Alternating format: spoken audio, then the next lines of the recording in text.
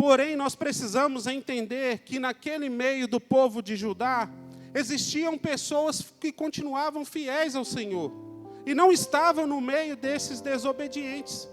E exemplo disso são esses jovens que eu vou citar na palavra hoje, que é Daniel, que é Sadraque, Mesaque e Abednego.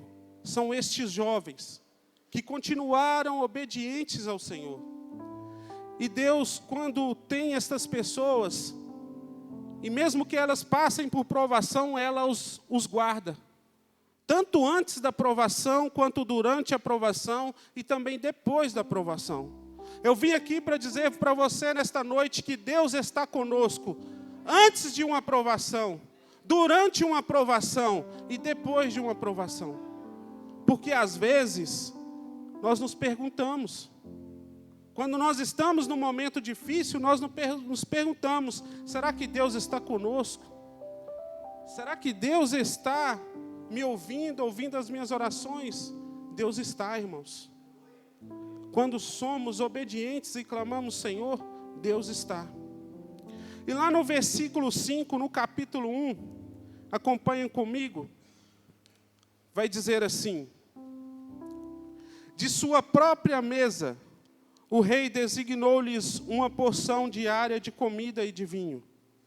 Eles receberiam um treinamento durante 3 anos, e depois disso passaria a servir o rei. O que a palavra está dizendo aqui, irmãos, é que estes jovens, eles iam participar da mesa do rei. Eles iriam participar dos costumes da Babilônia. Eles iriam participar da cultura da Babilônia. Eles iriam participar dos ensinamentos da Babilônia. Porém, eles iriam participar, e essa participação seria um treinamento para depois servir. E isso eu quero trazer para os dias de hoje. Porque aqueles jovens estavam numa nação pagã, como se fosse o mundo hoje. E nós também estamos na igreja, mas também vivemos no mundo. E o que eu quero te dizer, através da palavra nesta noite, é que a todo momento nós somos convidados a participar da mesa do mundo. A todo momento nós somos convidados a participar da tradição do mundo. A todo momento nós somos convidados a participar das culturas do mundo. Isso para quê? Para te treinar. E te treinando, com o tempo você vai passar a quê? A servir o mundo. Só que nós aprendemos com esses jovens que não é isso que devemos fazer. Nós devemos rejeitar essas ofertas. Porém, não é isso que nós estamos vendo nas igrejas. Nós vemos cristãos que se dizem fiéis ao Senhor, que estão participando da mesa do mundo, da cultura do mundo, dos costumes do mundo, e não sabem que estão passando por um treinamento. Irmãos, isso é forte. E é importante nós aprendermos isso. Porque as pessoas não atentam. Porque passa o tempo, elas vão se esfriando e logo elas já estão servindo o mundo. Quantas pessoas, irmãos, eu já estou nessa igreja aqui há uns 10 anos, mais ou menos, por aí. E eu já vi tantas pessoas passarem por aqui e começarem a participar dessas coisas do mundo, achando que não tinha problema, e depois elas já estavam entregues, servindo o mundo e deixando Deus de lado. Quando passou um tempo, quando você olha, as pessoas nem servem a Deus mais, servem a outros deuses. E é isso que nós estamos aprendendo aqui através destes jovens. Eles não aceitaram, eles rejeitaram. E lá no versículo 17 diz assim: a esses 4 jovens, Deus deu sabedoria, inteligência. Capítulo 1, 17. para conhecerem todos os aspectos da cultura e da ciência. E a Daniel, além disso, sabia interpretar todo tipo de visões e sonhos. Irmãos, a palavra diz que aqui que Deus deu. Depois que eles rejeitaram essas ofertas, eles se apresentaram ao rei, depois de se alimentarem daqui que Deus ordenou. E eles se apresentaram melhores do que aqueles que participaram da mesa do rei. O que eu quero te dizer é que, para você ser melhor, você não precisa participar das coisas do mundo. Para você ser bem-sucedido, não precisa você participar das coisas do mundo. Deus, Ele é suficiente para nós, irmãos. Deus, Ele pode infinitamente mais do que o mundo pode. Então, não precisa você participar. Não precisa você servir o mundo para ter isso, não. Quando nós passamos por uma prova, existem essas etapas. A etapa de você não aceitar as coisas do mundo, a etapa de você ser obediente, a etapa de você sofrer, mas tendo Deus ali te guardando, e depois vem a recompensa. Então Deus recompensou esses jovens, dando eles isso: sabedoria, inteligência e dom. Depois que nós passamos por provações, Deus, Ele nos dá ou uma bênção financeira, ou uma bênção espiritual, ou uma bênção ministerial. Ele sempre retribui. Porque quando você passa por uma prova, você é aprovado. Quando você é aprovado, você não recebe um diploma? É a mesma coisa. Deus, Ele honra aqueles que passam pela prova. E continuando, irmãos, lá no capítulo 2, Nabucodonosor vai ter um sonho. E quando Nabucodonosor tem este sonho, ele fica louco. Ele fica doido para que alguém interprete este sonho para ele. E ele então vai chamar os astrólogos, os sábios daquela época, para poder interpretar este sonho. Porém, olha o que os astrólogos vão dizer, lá no versículo 10 do capítulo 2. Os astrólogos responderam ao rei: não há homem na terra que possa fazer o que o rei está pedindo.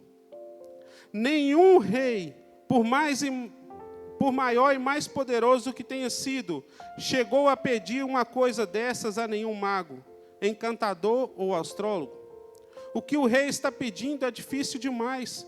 Ninguém pode revelar isso ao rei, senão os deuses. E eles não vivem entre os mortais. O que aconteceu aqui é que o rei chegou a esses astrólogos e falaram: eu quero que vocês interpretem um sonho. E eles vão dizer para o rei: rei, então me diz o sonho. Ele falou assim: vocês querem me enganar, eu não vou te contar o sonho. Eu quero que vocês me contem o que eu sonhei e, além disso, interpretem. Por isso eles disseram isso. Porque até eles sabiam que quem revela o oculto e o escondido é só Deus. Ninguém pode mais. Só que o problema do rei aqui é o problema de muitos hoje. Eles querem esperar de homens quando deveriam esperar de Deus. E isso acontece conosco. Quantas pessoas não esperam do pastor, da intercessão, de alguém para poder fazer por eles, quando só Deus pode fazer? Ninguém pode, irmãos. Libertar seu esposo, sua esposa, curar você, seu parente, quem for que seja, libertar você dos vícios, ou quer que seja, ninguém pode fazer tal coisa.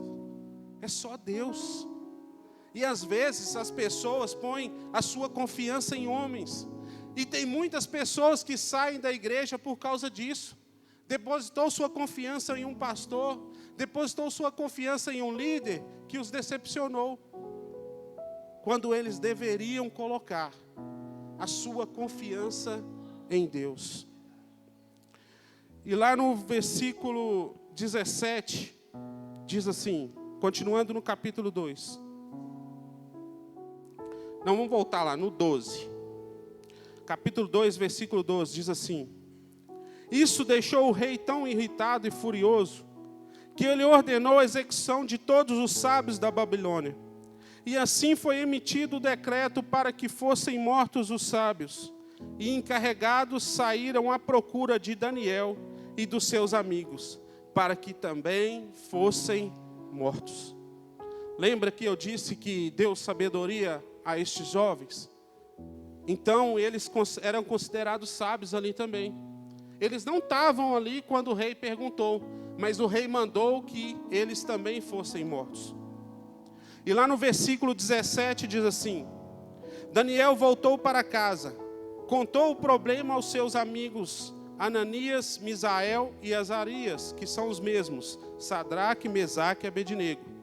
E lhes pediu que rogassem ao Deus dos céus, que tivessem misericórdia acerca desse mistério, para que ele e seus amigos não fossem executados com os outros sábios da Babilônia.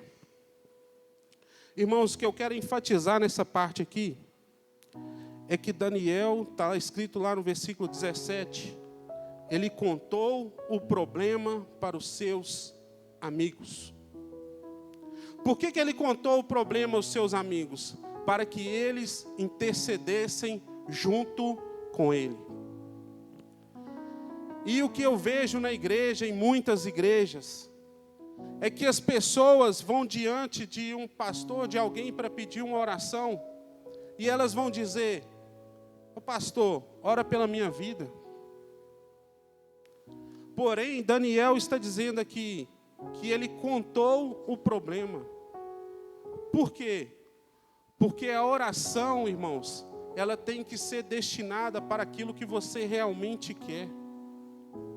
Aqui ele estava pedindo que Deus revelasse o sonho para ele. Porque revelando o sonho, eles não iriam morrer. Adiantar ele pedir dinheiro? E adiantar ele pedir saúde? Não. Então nós temos que ser objetivos nas nossas orações. E quando chegarmos diante de um homem, de uma mulher de Deus, também sermos objetivos. Às vezes a pessoa está com o casamento destruído, está com um problema financeiro, um problema na saúde, e vai chegar para o pastor e falar: pastor, ora pela minha vida. Ele vai orar. Ó Deus, abençoa a vida desse homem, fortalece ele, dá graça, alegria e paz. Pronto. Vai ir no foco que você quer? Não vai. Então isso é um aprendizado para nós sermos objetivos naquilo que nós formos pedir a Deus. E continuando aí, no 19, então o mistério foi revelado a Daniel de noite, numa visão. Daniel louvou o Deus dos céus e disse: louvado seja o nome de Deus para todos sempre. A sabedoria e o poder a ele pertencem. Ele muda as épocas e as estações, destrona reis e estabelece. Dá sabedoria aos sábios e conhecimento aos que sabem discernir. Revela as coisas profundas e ocultas. Então, Deus, ele revela aquilo que é oculto, irmãos. Se nós já temos conhecimento do problema, Deus não precisa revelar. Deus não vai fazer aquilo que nós podemos fazer. E continuando, Daniel ali vai receber a revelação de Deus do sonho e também da interpretação do sonho, e vai de encontro ao rei e entregar tudo isso. E depois que ele entrega tudo isso, o rei então vai entender que há Deus na vida deles. E lá no versículo 48 diz assim: assim o rei colocou Daniel num alto cargo e o cobriu de presentes. Ele o designou governante de toda a província da Babilônia e encarregou de todos os sábios da província. Além disso, a pedido de Daniel, o rei nomeou Sadraque, Mesaque e Abednego administradores da província da Babilônia. E aqui, irmãos, eu quero chamar a atenção para um detalhezinho também.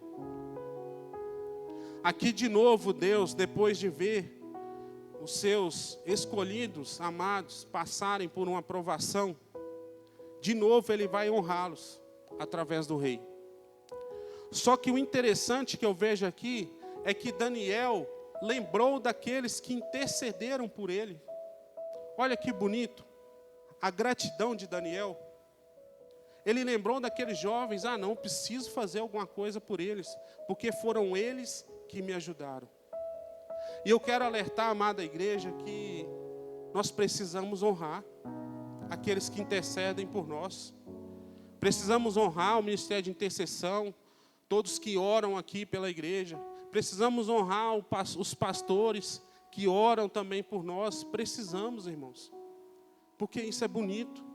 A gratidão, o reconhecimento, isso glorifica a Deus. Isso é maravilhoso. E Deus ali então, irmãos, de novo, estava com estes jovens, antes, durante e depois da provação. E agora eu vou chegar no capítulo que eu mais gosto, que eu acho mais lindo, o capítulo 3. Porque no capítulo 3, irmãos, vai contar uma passagem muito conhecida, que é a passagem da fornalha ardente. E isso hoje vai nos trazer grandes alegrias, vai ministrar nos nossos corações essa palavra. Naquela época, mesmo depois do rei Nabucodonosor ver Deus fazer tantas coisas, ele continuou idólatra. Ele ainda não tinha convertido. E ele ali vai decidir fazer uma estátua imensa. Uma estátua de 27 metros de altura, mais de 2 metros de largura, uma estátua imponente. E ele vai construir essa estátua para que as pessoas adorem essa estátua. E eu gostaria que vocês lessem comigo lá no versículo 14. Capítulo 3, versículo 14. Amém? Nabucodonosor lhes disse: é verdade, Sadraque, Mesaque e Abednego, que vocês não prestam culto aos meus deuses? Nem adoram a imagem de ouro que mandei erguer? Pois agora, quando vocês ouvirem o som da trombeta, do pífaro, da cítara, da harpa, do saltério, da flauta dupla e de toda espécie de música. Repitam comigo. De toda espécie de música. Vamos lá. De toda espécie de música. Se vocês se dispuserem a prostrar-se em terra e adorar a imagem que eu fiz, será melhor para vocês. Mas se não a adorarem, serão imediatamente atirados numa fornalha em chamas. E que Deus poderá livrá-los das minhas mãos? Eu queria chamar a atenção de vocês para esse detalhe aqui. O rei ali vai dizer o seguinte: olha, quando tocar instrumentos e qualquer tipo de música, eu quero que vocês se curvem e adorem, cultuem os meus deuses. Irmãos, eu não entendo como que a amada igreja não consegue enxergar essas coisas na palavra. Porque principalmente nessas épocas festivas, as pessoas dançam e cantam, achando que não tem problema, que não está fazendo nada demais. Olha o que está aqui na palavra. Naquela época, isso há mais de 500 anos antes de Cristo, as pessoas já usavam as músicas para adorar outros deuses, e as pessoas hoje ainda não se atentaram. E pasmem com o que eu vou falar agora. Sabe esses mesmos instrumentos aqui, dessa época? Eram os mesmos instrumentos que eram usados para adorar a Deus, não mudava nada.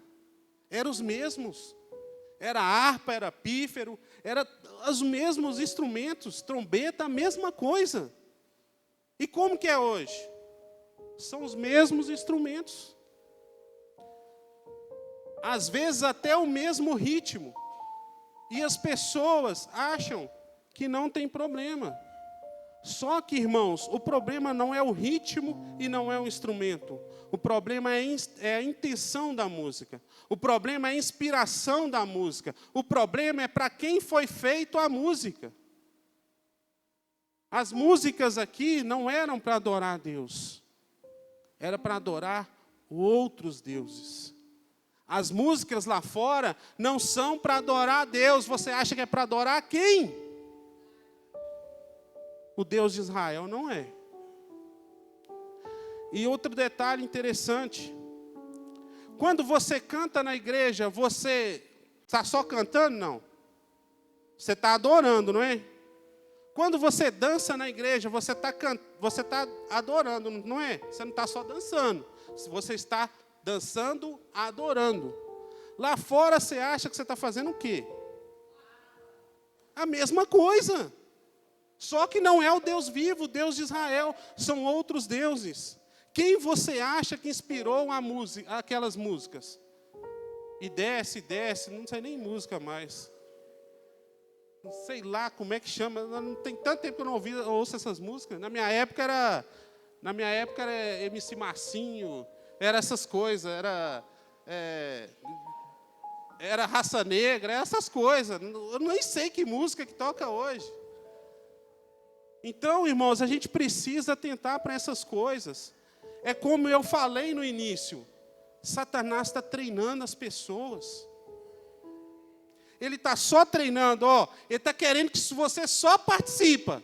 Hoje você está só participando, você está aqui, só participando e volta. Participa e volta. Vai ter um dia que se você não acordar, você vai ficar lá. Então, irmãos, é importante entendermos estas coisas. Olha lá o que está escrito lá no versículo 18. No versículo 18 diz assim: mas se ele não nos livrar, saiba, ó rei, que não prestaremos culto aos teus deuses. Olha o contexto. Quem estuda teologia aí, eu não fiz curso ainda não, mas glória a Deus, um dia eu vou fazer, para a glória do Senhor. Só fiz curso aqui na IBTD e foi top. Porque o pastor Hélio ali conhece demais. Glória a Deus. Irmãos, olha só, a gente tem que analisar o texto e o contexto. Lá em cima está falando de quê? De músicas e adorar outros deuses, certo? Embaixo, eles vão falar, olha, mas se ele não nos livrar, saiba, ó rei, que não prestaremos culto. As músicas estavam sendo usadas para quê? Prestar culto. Estou errado, gente? Estou errado? Então, é simples, gente. Está na palavra. Só não enxerga aqui e não quer. Então, em nome de Jesus, tira essa venda dos olhos. Tira, em nome de Jesus, esse comichão que está nos ouvidos. Pegue essa palavra aqui e coloque em prática, irmãos. Porque vocês estão participando do mundo, sendo treinados. E se não despertar, vocês vão ficar lá. Continuando. Eles ali, irmãos, eles não vão aceitar participar. Eles não vão aceitar adorar outros deuses. E olha no versículo antes aí, 16. Sadraque, Mesaque e Abednego responderam ao rei: ó Nabucodonosor, não precisamos defender-nos diante de ti. Se formos atirados na fornalha em chamas, o Deus a quem prestamos culto pode nos livrar, e ele nos livrará das tuas mãos, ó rei. Irmãos, isso é uma palavra para nós. Independente do que aconteça, quando nós passamos pela provação, Deus nos livra. Basta nós não nos curvarmos, não aceitarmos participarmos das coisas deste mundo, e Deus nos livra. Não aceite opressão, não aceite oferta, não aceite pressão dos ímpios, não aceite. Porque Deus, Ele é fiel e justo para nos livrar, irmãos. A palavra diz que Ele estaria conosco todos os dias. Sabe o que é isso? Ele quis dizer para nós, é em todo minuto, é em todo segundo, é no pior momento da sua vida e também no melhor momento da sua vida. Então, lembre disso, não desanima não, persevera. Irmãos, agora eu vou ler o 22. Continuando o capítulo 3, versículo 22. A ordem do rei era urgente. E a fornalha estava tão quente que as chamas mataram os soldados que levaram Sadraque, Mesaque e Abednego. E estes caíram amarrados dentro da fornalha em chamas. Vou precisar de algumas pessoas para fazer uma ilustração aqui. Vem cá, João. Vem cá, tem como o Gleidson vir? Cá, Gleidson, por favor. Eu estou chamando ele, gente, porque na Bíblia lá fala que os soldados que seguraram os jovens eram soldados fortes. Glória a Deus. E eram os mais fortes do reino, então eu tive que chamar homem forte. Não dava para chamar outros, não. Vem cá, João, vem cá. Vem cá, Cauê, vem cá. Vem cá. Vem cá, Pedro. Eu estou trocando o nome de tudo. Vem cá, Hugo. Vem cá. Aqui, ó. Vem cá, João. Você... Vem cá. Eu não posso falar isso não, que está sendo gravado. Só no particular que eu vou falar, tá bom? Vem cá, vocês três aqui, vem cá. Estes são os jovens, amém? Homens de Deus, fiéis ao Senhor, obedientes, não aceitaram. E então o rei Nabucodonosor mandou os soldados, os mais fortes do reino, amarrarem eles. Amarra eles aí. Amarra os três juntos aqui, ó. Não é para andar, não, é para amarrar. Amarra os três juntos aí. Passa a corda em volta deles. Só passa em volta deles, tá bom? Isso, passa em volta, dá uma volta neles aí. Isso. Isso aí. Vamos encenar aqui. Isso. Amarrou eles. Agora vamos supor que aqui, ó, é a fornalha. Tá bom? Vamos supor que aqui é a fornalha. Aí agora, os soldados viram para lá. Ô, gente, é improvisado, por isso está assim, viu? O teatro aqui, o teatro da igreja faz bem melhor, mas isso aqui é porque é ao vivo. Então, vem cá você. Aí vocês vão levar os três até a fornalha. Traz os três aqui até a fornalha. Traz os três até a fornalha. Parou. Antes de entrar na fornalha, olha o que a palavra diz. Que os soldados morreram. De tanto que a fornalha estava quente. Eles, antes de jogar eles na fornalha, já morreram. Olha só. Vai pegando a visão aí, ó. Aí, beleza. Eles caíram na fornalha.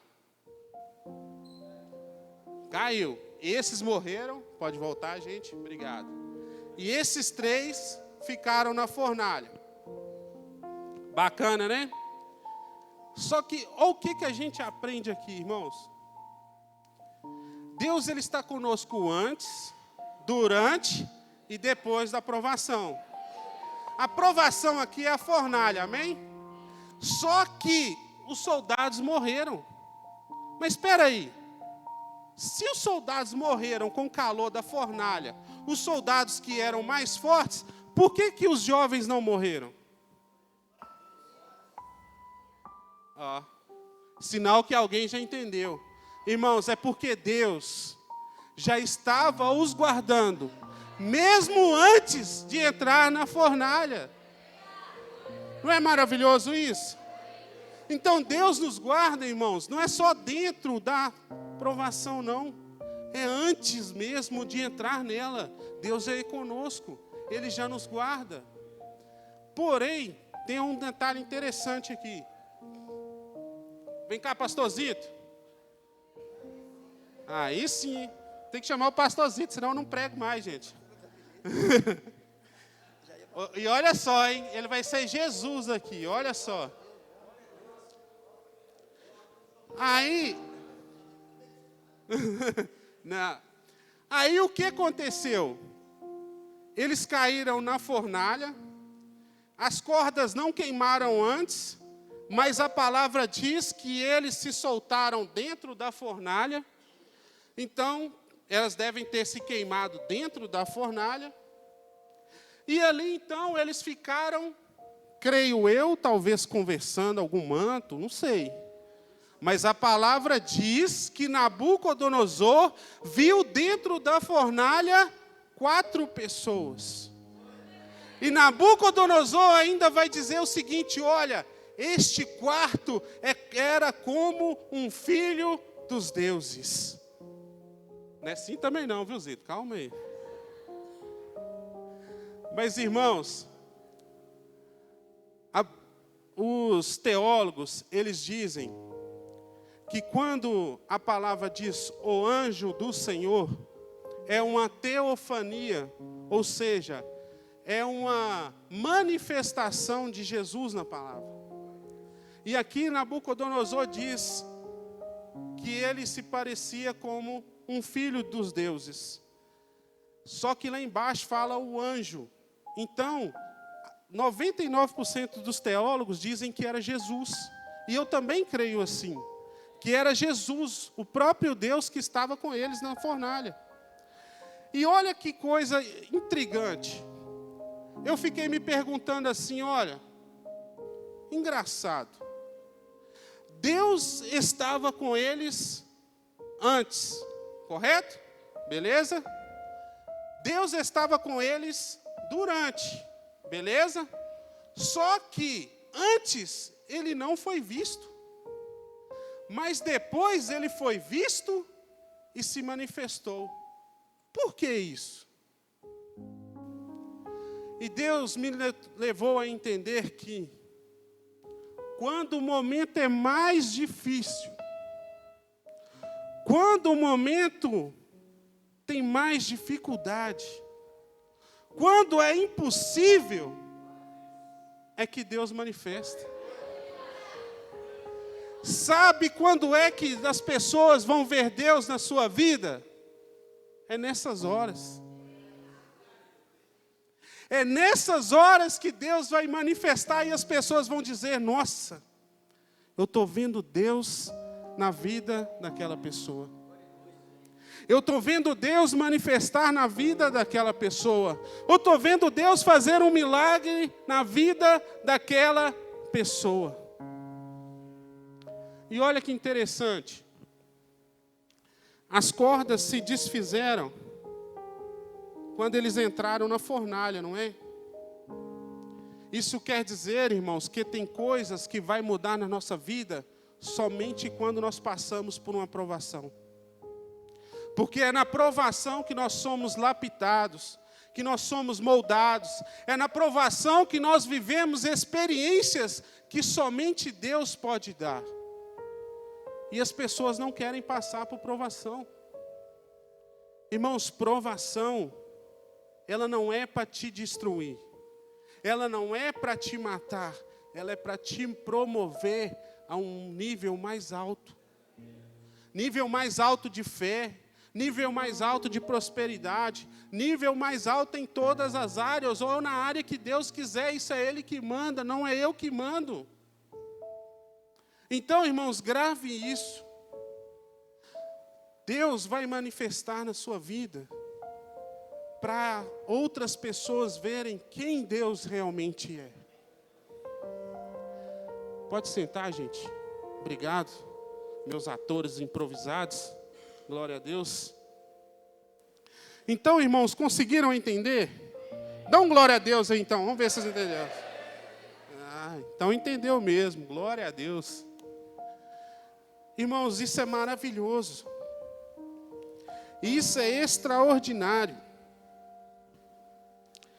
E olha só o que diz lá no versículo 27. Capítulo 3, versículo 27, amém? Posso ler? Está escrito assim: os satrapas, que são os jovens, os satrapas, os prefeitos, os governantes e os conselheiros do rei ajuntaram em torno deles e comprovaram que o fogo não tinha ferido o corpo deles. Olha só, eles foram de perto para poder provar mesmo que eles não estavam acreditando. Vai ter pessoas que vai fazer isso na sua vida, meu irmão.